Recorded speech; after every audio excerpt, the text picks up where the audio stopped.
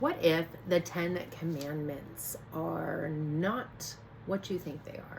What if they are a blueprint to manifesting? What if they are divine symbolism as opposed to some external idea? What if they have been misinterpreted and perceived incorrectly? What if it was done on purpose? What if the Bible was misinterpreted and perceived incorrectly? And again, what if that was done on purpose? What if it correlates with a one world order or something along the lines of dominance and control? And that is the purpose behind why things have been indoctrinated and programmed in us to be a certain way or read a certain way or interpreted or perceived a certain way. I'm going to go ahead and get into the 10 commandments, and I'm also going to get into the laws of the universe and how I believe that they work together as a blueprint on how to manifest. I'm also going to get into some religious topics. So if this is not something that you care to be open to explore, experience, then I would recommend probably clicking off at this point. I believe these things to be true. When it comes to world events or anything in this 3D, for as long as I can remember, I have followed my intuition. I have followed the vibration and the feeling, the sensations that lead me on the correct path. I don't tend to follow the masses or get in line with everybody else. I follow my higher self, my intuition. So this symbolism, divine symbolism of the 10 commandments is inspired by Neville Goddard. I will say that, but 100% resonates with me. So again, if this is not something that you care to dive into with an open mind, nobody's keeping you here. If this is something that intrigues you and you are open to it and maybe it resonates, maybe it doesn't, then this is definitely for you. When it comes to anything in this world, be it anything in this world, I find it very important to follow your intuition because there are many veils that are slowly being lifted. A lot of people will wake up and see things very clearly, and a lot of people will choose not to. And that's just the way it is. It is not good or bad. It just is what it is. At this point, I'm going to go ahead and get into, let's start with the laws of the universe first. So number one, law of oneness. That is, all is connected. We are all one. Everything is one. We're all energy. We're all flowing energy, and we're all of one mind. There is energy in everything.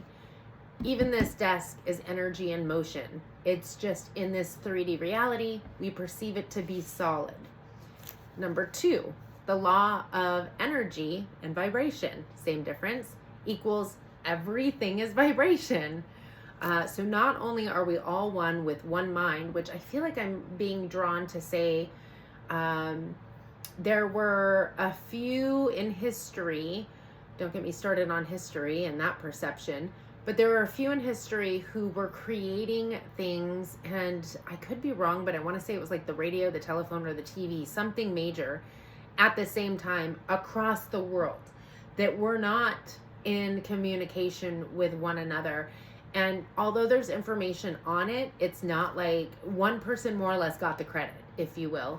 And even though somebody else was creating it, it's because this collective is we're all one mind. It's whoever receives or is open to that, that divine guidance or intuitive hit or like whatever you want to call it. It's whoever perceives it, is open to it, and acts upon it, which is we'll get into the 10 Commandments and how it makes sense, and how there are many divinely guided inspirations. Nothing is actually created or destroyed. It's all energy. All that there is and all there will ever be is here and now. It's just a matter of tapping into the energy. So, number 3, law of action equals divinely guided action towards the desire. So, sometimes we just get a desire out of nowhere. Sometimes we see somebody with something and it's like, oh, I want one of those. Sometimes we see somebody with something and they're like, oh, good for you. Not my taste, not my flavor. You don't feel that divinely like, I want that, right? So the law of action equals taking action towards divinely guided action, I will say, because there's a difference between trying to force, control, and manipulate and divine guidance, but taking action towards your desire. Number 4, the law of correspondence equals as above, so below. What happens in your mental space reflects in the 3D. What happens here reflects out there. Number 5, law of cause and effect equals there are no coincidences. It's karma. Cause and effect. If I hit my hand on this table, there's going to be something that transpires. And it can go so much deeper than that because we're all connected. So if there's ripple effects, it's cause and effect. Number 6, law of compensation equals what you put out, you will get back in abundance. So the energy you put out, and that goes with anything, speaking, thinking, especially because it starts in here, that which you give, you get back. It goes along with the law of compensation, the law of karma, all of that, right?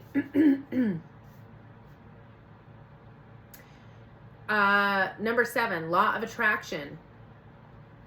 I feel like these all could have just been one law, but we'll just get into it. Words, beliefs, energy, vibration that you put out, you'll get back in some way, shape, or form. Be it people, places, or situations. It will come back to you. Number 8, law of perpetual transmutation of energy. This is beautiful. This is your free will. This is your ability to change your 3D through energy and vibration, because everything is constantly shifting and changing. You have the ability to embody whatever desire you have. Number 9, law of relativity. Obstacles allow for growth and expansion, change in perspective. So any perceived obstacle is actually an ability for you to grow and expand. To change your perspective on what is transpiring is how you grow and expand. Number 10, the law of polarity. There are opposites, light and dark, love and fear, peace and chaos. So although you're asked not to focus on certain things, it doesn't mean they don't exist in this 3D, but they don't have to exist for you. And the reason being is because there are contrasts, light and dark, love and fear. Wherever you are on that spectrum is what you're going to get. What you focus on is what you're going to end up getting. So yes, you can be in fear and get more things to be fearful of and have all of that come true. You can be in love and have all of that come true. You can be in peace and receive the peace. You can be in chaos and receive the chaos. There are definitely opposites on the spectrums. Number 11, law of rhythm. The universe has a natural, unique rhythm. Follow natural flow of energy. Excuse me. So don't buck the current is what I like to say. So there's a natural flow to things. Time is an illusion, and I think where we as humans get kind of stuck in this, especially because, you know, instant gratification has become a major thing. Look at TikTok and all of the scrolly things and all sorts of things. But to go with the flow of energy means to allow. Don't try to control or manipulate or force or go against. And it's interesting because your own internal guidance will tell you when you're going with it or going against it. When you're in a spectrum of fear and lack, or you're in love. Our body will literally tell us when we're going with the flow or we're trying to swim upstream.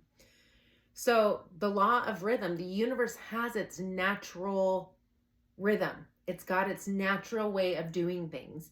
When you're going with the flow, which could look like, okay, I want this thing here.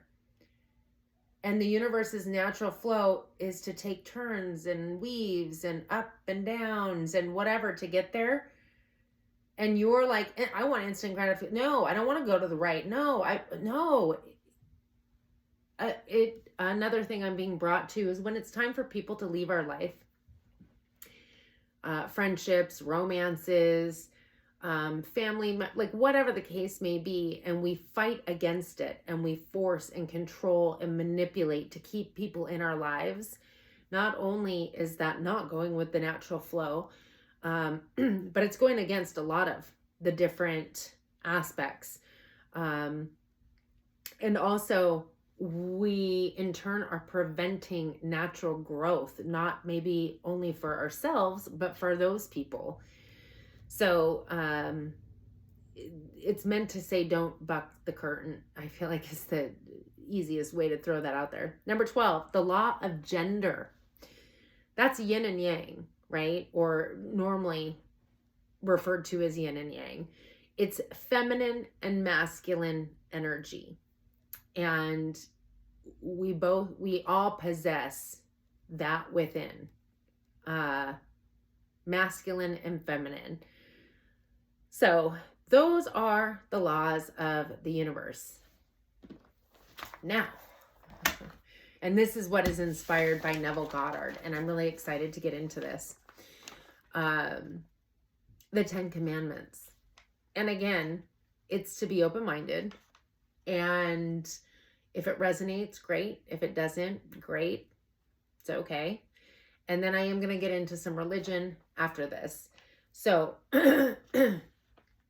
this is not written for external. And I don't believe that the Bible was either. And I will say that I believe, actually, let's get into the beliefs here in a minute after I'm done with these.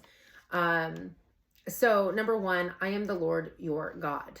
Well, I am is God. I am is the creator and creation. Therefore, anytime you're saying I am, you are creating or bringing in, manifesting.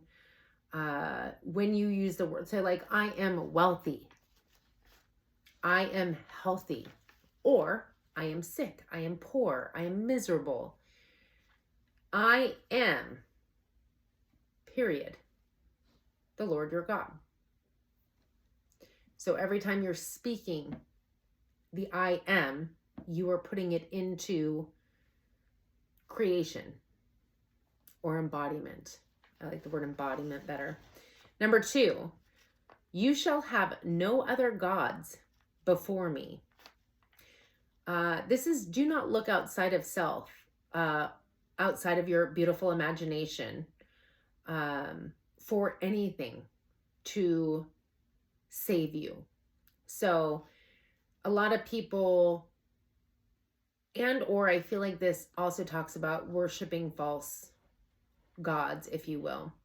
So a lot of people believe that if they go to church every Sunday, that somehow they're going to be saved. They believe that if they pay tithings, they're going to be saved. They believe that if they, are in a bind and they run to whoever, that they're going to help them out of the bind. They believe that there are people who are so much higher and above them and perfect, whether it's some famous person, a singer, or a preacher or whatever, that there's people actually better than them. That is having another God. It is worshiping something outside of yourself. Outside of yourself. Because your I am, your beautiful imagination, is your connection. And we are all one, meaning we are all equal.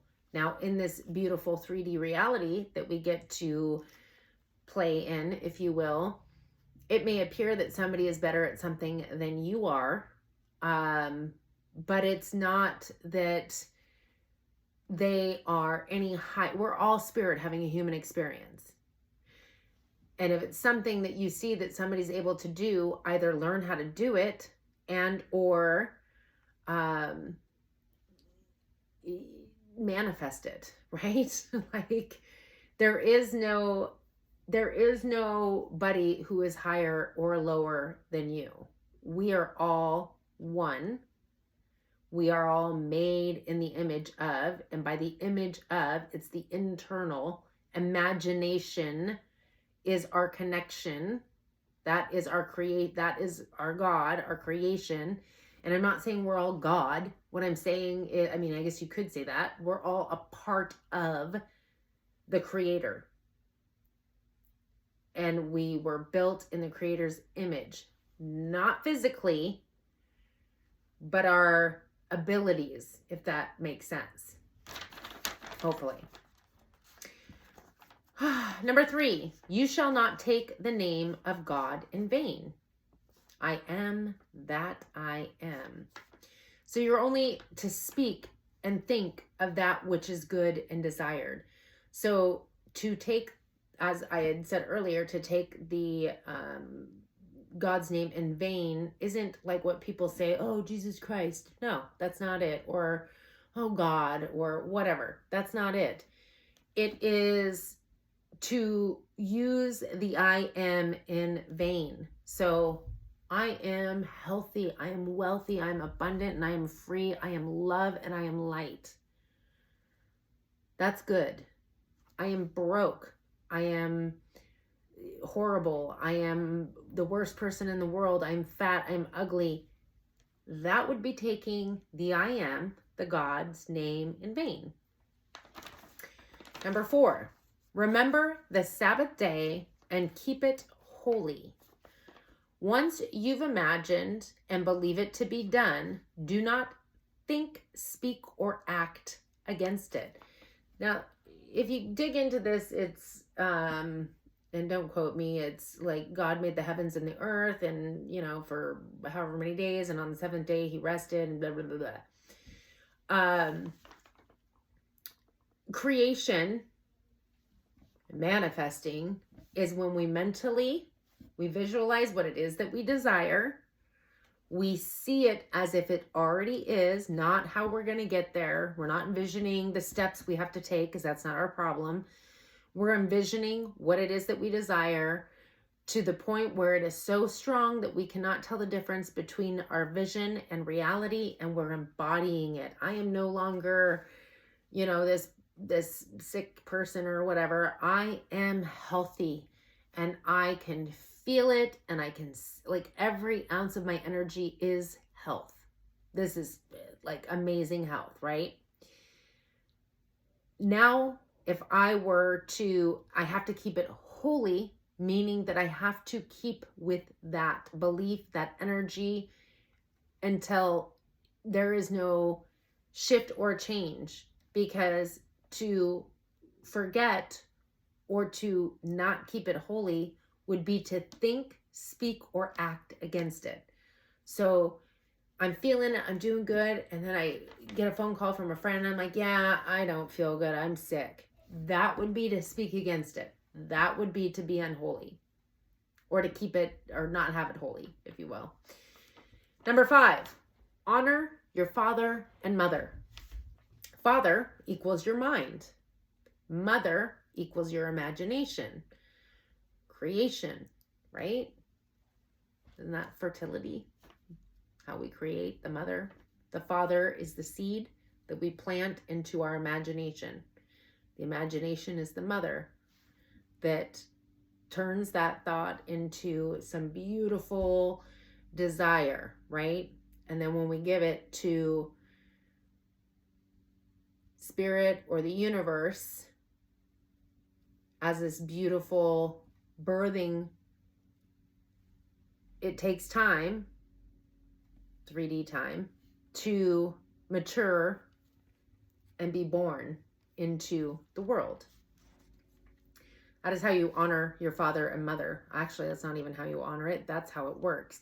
How you honor your father and your mother is to think of pure thoughts, happy thoughts, good thoughts, not the opposite. Remember, we talked about there's the law of polarity, the law of opposites. So we're not thinking opposite of what it is we desire, and we're not imagining opposite of what we desire. And I will say that this works both ways. I mean, look at the world. There is the law of polarity. So for all the people who are in fear and lack, that's what they're creating. That's exactly what they're creating more of. Why do you think that saying, the rich keep getting richer and the poor stay poor? It's not true. It is for them, but it's not true. It's not true. That's another thing. You know what's true and what's not true, because if it doesn't coincide with the law, then it's not true. Now, it's true for them because there is such a thing as polarity, but it's just as true for the other way around. It's where you are on that spectrum. You shall not murder. I like this one. And this is a good one because a lot of times you will receive this desire, this burning desire. And it could be, oh my gosh, like, I would love to go on a cruise. And the way you kill, immediately you're like, yeah, but I don't have the money, or I can get the time off work, or that'll never happen, or maybe when the kids are out of school, or that's a pipe dream. That's how you kill it. That's literally what it's talking about.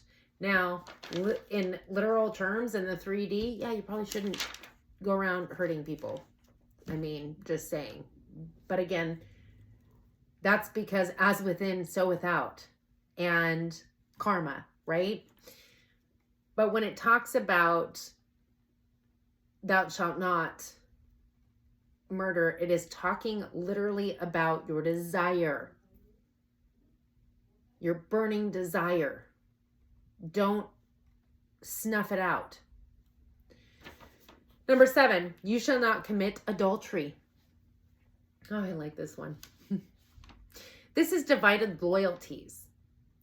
So if you were loyal towards wealth, you would commit adultery by also focusing on or thinking about poverty. You can't have both. You can't have split loyalties. You have to be all in on what it is that you're desiring, or the light, or the higher vibration. Because to commit adultery is to have split loyalties, meaning, again, wealth, poverty, wealth, poverty. A lot of people go through that on a consistent basis where they'll finally manifest some money into their life, whether they're aware that they did it or not, and then immediately go into fear of lack, or it's going to run out, or whatever the case is, and literally create that. So a lot of people's lives go like this, right? Or they finally manifest like this great person into their life, but because of a past situation or repeated past situations, they get right back into it and create it all over again. You shall not steal. So to me, lack or stealing is lack of faith. Faith in the unseen, faith in the wish fulfilled, faith in the knowing, just knowing how the law of the universe works is enough to say, yeah, it's coming. And to steal would be to take it away by having no faith. You're stealing, in essence, from yourself, from your riches, from your rightful, I thought I had that on there. Hold on. The abundance. Yes, the law of compensation.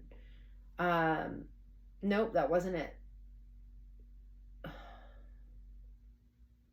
Huh, interesting.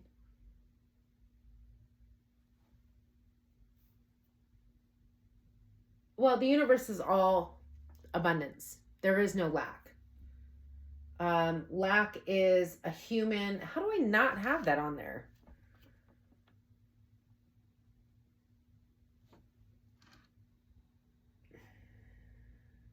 Uno momento, por favor.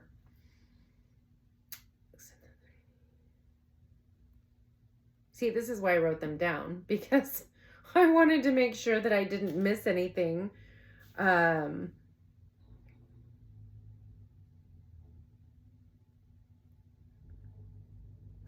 that's interesting. Anyways, lack is a human constraint. It's not real. The universe is completely abundant.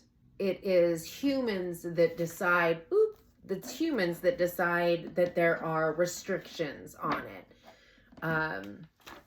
So, number 9, you shall not bear false witness against your neighbor. Oof, good one again.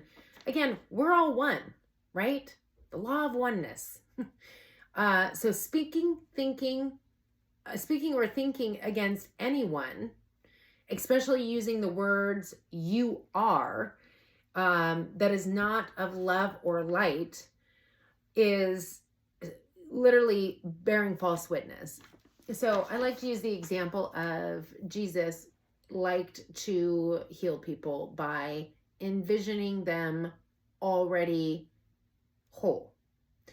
It wasn't that he envisioned them getting better or that he prayed to Almighty God to fix this person, because they weren't broken. Because whatever has manifested in this 3D is not true. It is a manifestation. He would envision them whole, healthy, whatever the case may be. So he did not bear false witness. Now, bearing false witness can be a million different things. I'll give a few examples. You are a horrible person. That would be bearing false. No, they could be currently in a role, which is what we're all playing on this 3D, a role. They could be currently in a role of being X, Y, or Z, but they're not in their true essence a horrible person. They are spirit having a human experience, no different than you. And I will take this even further to say that as within, so without, and that the majority of the people whom you interact with on a consistent basis are not aware of the fact that they are manifesting the reality that they're in. And those who are not aware are constantly giving their power away and playing a role in your life. So if you think that somebody is an a-hole and then they come in, they're a total a-hole to you, and you're like, see, I knew it. No, it's because you thought it and you believed it. Therefore, you created it, and they came and played that role for you. I like to call it the mirror effect, where as within, so without. So if you want to know what's going on internally within you, look outside of yourself in your general area. Now, it works in the world too, but the way that it works in the world is that we're all one mind, and there's these groups of people. And it's funny because the powers that be like to actually make these groups, like Democrat, Republican, or, Christian, Catholic, or whatever the case may be. There's a constant separation. Now, the natural law says that there's going to be separation. There's going to be light and dark, right? There's going to be fear and love. And that's okay. There's no good, bad, or indifferent. It doesn't freaking matter it matters what you desire. So yes, the world as a whole, there's groups of whatever, because there's, I think it's called hive mindset, right? But in the same respect, if you're concerned with just you, which is all you should be concerned with, because the keyboard warriors on whatever, or the people who are running out in the streets and doing all of these protests or whatever the case may be, are only perpetuating. It does nothing. It does nothing. All that wins is love. 100%. That's it. However, I feel like I digress. Like I've gone off track here for a minute. Oh yes, we're talking about bearing false witness against thy neighbor. So as opposed to bearing false witness by calling somebody out or thinking ill about another person, would be, I like to use the technique of thank you. In my head, I thank the messenger, because that's as I see them. I see them as the messenger. Thank you. Thank you for the message. Have a blessed day. And let it go. Your thoughts do a lot more than you think that they do. What they don't do is help you unless they're positive. And I mean, okay, let me take that back. I'll admit when I'm wrong. Okay, they can help you with the negative thoughts until your life gets so freaking horrible that, and hey, no shade here. How do you think I got to where I am today? Till your thoughts and actions get so toxic that you finally wake up. So I guess they can help you. However, there's an easier approach. Anyway, number 10, you shall not covet. Jealousy, envy.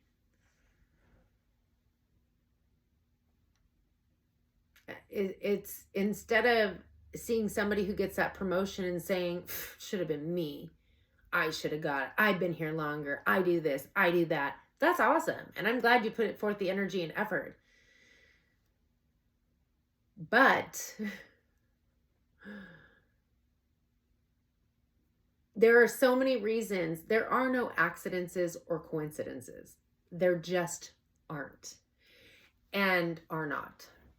And so a better approach to that would be not jealousy or envy, would be, oh my gosh, that's so awesome. If they can do it, I can do it. And I was really hoping for that, but I have faith that there's something better coming for me. Now, that's a shift in a perception. That's instead of looking at it as somebody's out to get you in a positive spin, which will create what? Positivity coming in. These play off of each other. They truly do. And this is literally the blueprint. The 10 Commandments is literally a blueprint on how to manifest, how to keep your thoughts clean, how to worry about your own side of the street. So I'm going to go ahead and move on to religion. This is going to be a fun topic. Okay. First and foremost, I want to say that I am not against any religion or anybody who believes in any faith. In fact, I am quite the opposite. I believe that everybody is exactly where they should be and that they are getting exactly what it is that they need from wherever they're at. However, I am going to dive into several aspects about religion that, well, you'll have to come and see. I'm going to go ahead and head into the gratitude group at this point. If you're interested, you can join the membership. In the description box is a link. And I will also be posting this on my spiritual OnlyFans. Again, in the description box is a link. So let's go ahead and get started into religion. As far as religion goes, again, to each their own. I'm just going to go off of my experience and my personal belief. And yeah, that's it. My experience, my belief, and my perception. I feel like it's no different than our school system, than our governments, than our, well, I feel like that's kind of all of it. Like, it's control. It's all about control. And I feel like things have been misinterpreted, and I feel like they were created to keep control over the masses. I do think that there are some good things that come out of there, but I feel like it's all a lot of fear-based, to fear God or to fear,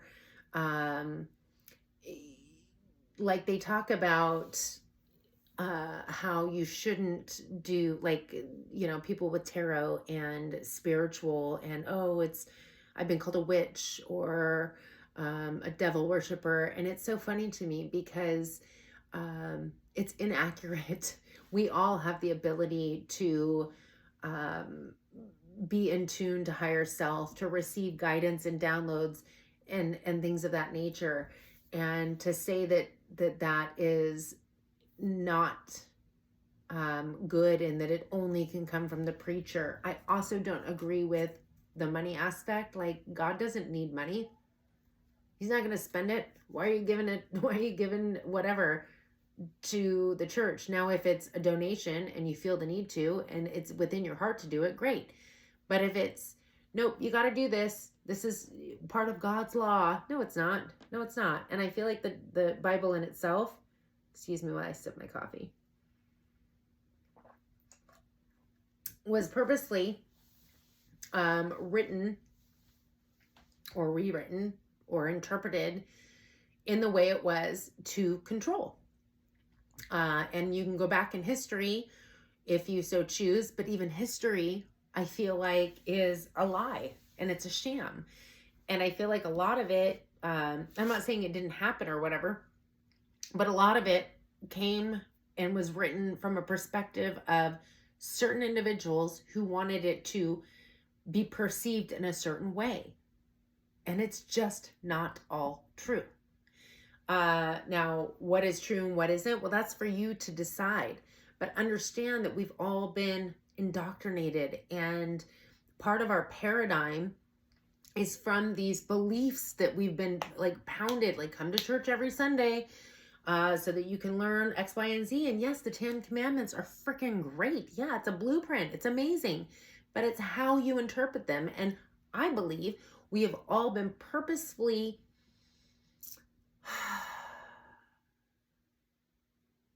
what's the word I'm searching for? Distracted is a good one. But it's almost like we've all had the wool pulled over our eyes on purpose. in order to keep the control to a few. And we're coming in a time right now where it's seeming to be, maybe it's just more apparent to me, I don't know, but it's a very strong movement. And there's a lot of, everything's going to hell in a handbasket. And it's not true. First of all, stop with the fear. Stop with the fear. Because fear does nothing but create what it is that you're fearing. Love doesn't do anything but create what you're loving. It's so simple, yet people don't understand. That's why earlier I was saying those who want to go protest, how ridiculous. You do not create by focusing on the problem. You create more of the problem. And I mean, it's ridiculous anyways, because are you following the masses? Do you even really truly understand what's going on? Are you in tune with your higher self to understand? Because if you were, there would be no fear. So I feel like religions are a way for, and I don't feel like it's all bad. Again, I feel like there are some really good people who go to church. I feel like there are some really amazing people who, are part of these industries. But at the end of the day, it is no different than government. It is no different than government. And it's no different than like a motorcycle club or a gang. I don't really know anything about gangs, but I will tell you that they're all run the same way. Even the church, it's all run the same way. All of it. And it's like corporations, literally. So I have no problem with what you believe in, whether it is, God or Buddha or Jesus or spirit or a rock or the sun. Frankly, I don't even care if you believe in Satan. I really don't, because it doesn't affect me in any way, shape, or form. My only desire is for people to understand the laws of the universe, maybe open up their mind to the blueprint and the truth about the actual teachings of Jesus, who is not above or below us. No different. It's no different than a prophet. It doesn't make him uber special. I mean, what a kick-ass dude to leave a blueprint for us, to leave an understanding, because we definitely needed it. But how easy is it for somebody to pick it up and be like, nope. I don't want them to know that they have the divine power to manifest a beautiful, amazing world where there's love and light, and that's the majority. And of course, there's other sides of the spectrum if people so choose to. And it's interesting because when people talk about the second coming and those who are going to heaven and those who are staying on this earth, no, we're all staying on this earth. There's just some of us that are going into the light, that higher vibration, and then the ones who are out here protesting and doing, and I'm not going to try to label who is who. I shouldn't have said that. So those who are sat in the lower spectrum, in the fear, in the hate, in the, it's all stems from fear, honestly, instead of love. The corrupt are already falling. I had a vision, it was probably a year before COVID hit, that the corrupt would fall. And I didn't know necessarily what that meant. I just knew it was big. It felt big. I didn't know when it was going to happen. And you know what I mean? So there's prophets out there. I want to say the guy's name is, doesn't matter what his name is, but he is instilling fear in people. Fear. What has fear ever gotten anybody? And this is a very religious man. I brought him up in a previous video. And it's hard to watch that because I want to do nothing more than be like, no, no fear. But a keyboard warrior, I already know it doesn't matter. And it's not my place. It's not my place. All I can do is envision a beautiful world and my life being absolutely amazing and love. There is no fear. I mean, frankly, we're all going to die eventually. So if it happens tomorrow, okay. Who's to say that it's not better than where we're at? And I think that where we're at is freaking amazing.